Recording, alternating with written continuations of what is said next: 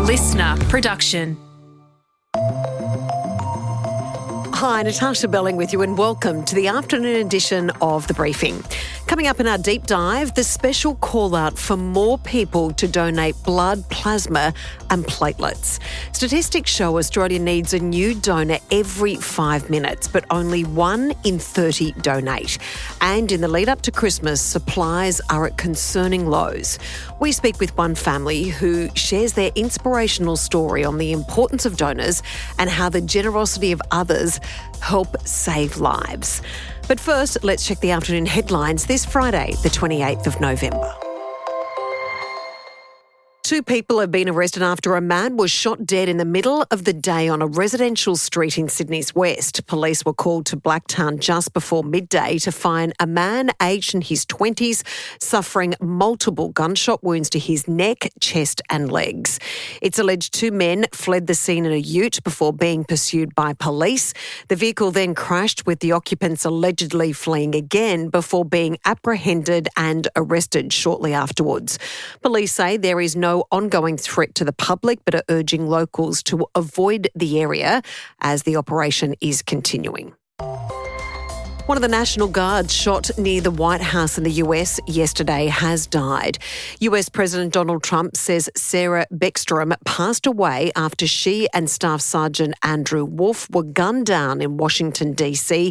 in what authorities have called an ambush-style attack. Sergeant Wolf remains in a critical condition.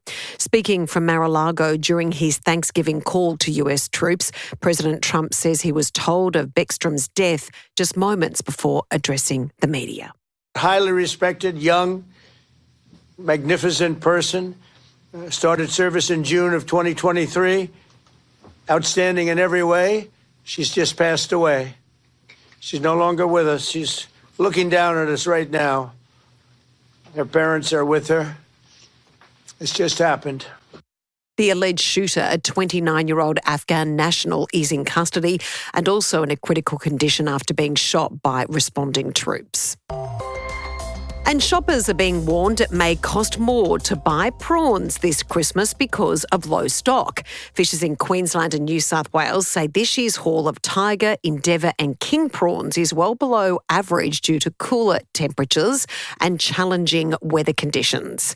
Spanish mackerel stocks are also down, but mud crabs and wild-caught barramundi are looking strong this season. Now it's time to get into our deep dive on the life-saving importance of blood, plasma and platelet donations. 11-year-old Rosie was diagnosed with a rare blood disorder earlier this year. She now needs regular platelets and blood transfusions to survive.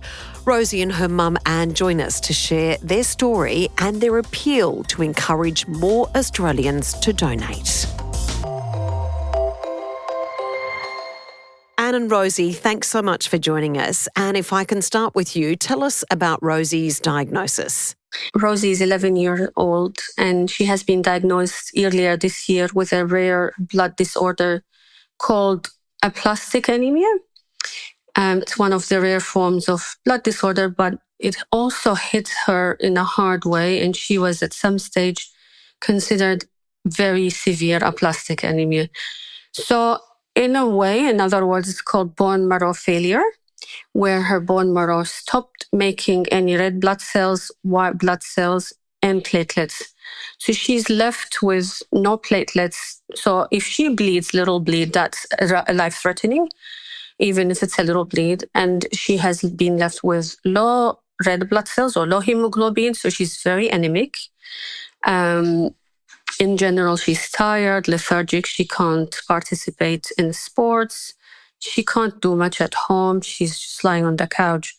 And the third one is white blood cells are depleted where her immunity was compromised. And she was at risk of infection, even to small viruses. And sometimes when her white blood cells were very low, she's at risk of self-infection, like even opportunistic infection is called. Rosie has received treatment in March. It's called immune suppression. And that partially worked. But since February, and now we are approaching December, she's relying on blood and platelets transfusion regularly. So platelets almost weekly or twice a week. If she doesn't receive them, her platelets go to under 10, and the normal is 150,000. And if she doesn't receive the blood products, then her hemoglobin is in the 60s, 70s, and the normal starts from 120 to 160. And without the generosity of the donors, Rosie could not have been, saved. We're still receiving these treatments, and we will continue until we find the permanent cure, which is the bone marrow transplant. For you, Anne, and we'll chat to Rosie in just a second. For you, Anne, and for Rosie, this must have been an incredibly hard year for you, all of your family. Yeah, it's been a very hard journey. It's nerve-wracking. It's full of surprises and uncertainties and days we have to rush to emergency in the middle of the night just to get her to, the Royal Children's Hospital to get platelets or blood where she's been, completely lethargic or spots on her face and hands. It is a very hard journey. And, the hospital's doing an amazing job, but we have to push strong. We have to continue the journey until she's recovered. Rosie, for you, how hard has this year been? It's been pretty hard. I haven't been doing much, if anything, really. Even just going out for a small walk or driving to have like a coffee. It's really tiring to just get out, change, do everything. I need help from my mum to do most things. So for you, you're actually joining us today from hospital where you're getting treatment. The good news to come out of all of this is thanks to the generosity of Australians donating their platelets and their bloods, you are able to get this life-saving treatment. Yeah, I probably wouldn't be here without them, honestly. I do remember that in February, like early February, my platelets dropped to nearly 0. And if they were 0 for that long and we wouldn't have noticed, or maybe I cut myself, I would keep on bleeding, and all my blood would run out with 0 platelets. So it's lucky that those donors could help me. I mean, I don't know them, but their generosity is really amazing. And what message would you like to send to people? Because, Rosie, all of us go out there and donate blood or platelets thinking we could change or save lives. But you're a prime example where this generosity is really helping you stay alive. What message would you like to give to the donors? I'd like to say thank you, and you're doing a good job. But if you can't donate for any reason, that's okay. In the lead up to Christmas, what a great gift it would be, because Lifeblood needs more donations. What a great gift it would be if all of us to give a gift to somebody else for Christmas. More Australians signed up to donate blood or platelets to help wonderful people like you. I mean, that's really amazing if they did that, because it would save so many lives, and then those lives could grow up to become nurses or doctors and help more people become nurses or doctors or anything else that could help our world. My mum's telling me to say that it's the best gift for Christmas.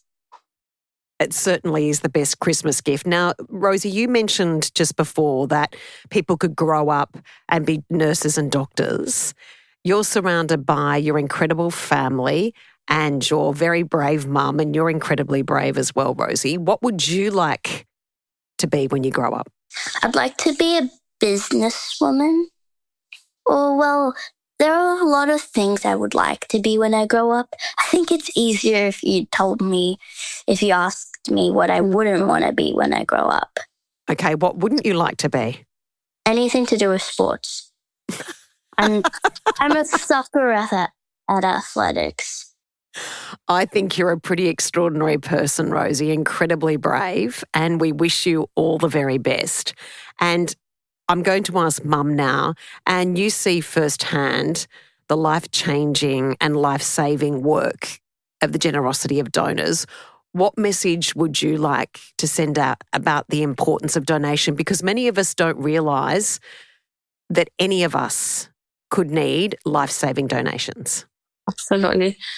Before February 2025, we have no idea how some patients rely on these transfusions. And since we're hooked to the hospital, it became something we needed weekly. We say thank you to all the donors. We really appreciate their time, efforts, and donation of any red blood cells or platelets or plasmas. It's all appreciated. And it's not just a blood disorder. It's all the patients we see here in the Royal Children's Hospital and other hospitals. It's a life-saving.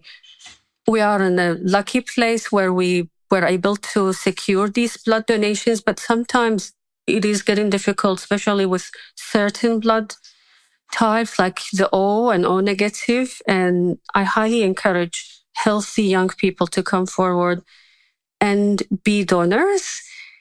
It will be really appreciated. It is really an amazing. And I think the body has the ability to regenerate quickly. And for healthy people, it's not a problem. They will be able to recover very quickly and bounce back. So thanks again to all the donors. And we really appreciate you joining us. And as we mentioned earlier, you're both in hospital at the moment with Rosie getting treatment. So we really appreciate it. Such an important message. A big thank you to you and Rosie. Rosie, we wish you all the very best. You are incredibly inspirational and very brave. And a big shout out and thank you to all the amazing doctors and nurses. Thank you so much for joining us. Thank you again. That was Anne and Rosie. And if you'd like to donate or to find out more information, the details are in our show notes. And that's it for this episode of the afternoon edition of The Briefing. We'll be back tomorrow with the weekend briefing, and Antoinette is joined by Bob Brown. We can get by with other forms of energy. In fact, we must do so if we're going to credibly be able to look our children in the eyes. And I'm not talking anymore about grandchildren. We're talking about this lot of children growing up and finding a world very much more dangerous because we didn't take action. And we'd love you to subscribe or follow us on Instagram at The Briefing Podcast. I'm Natasha Belling. See you next time.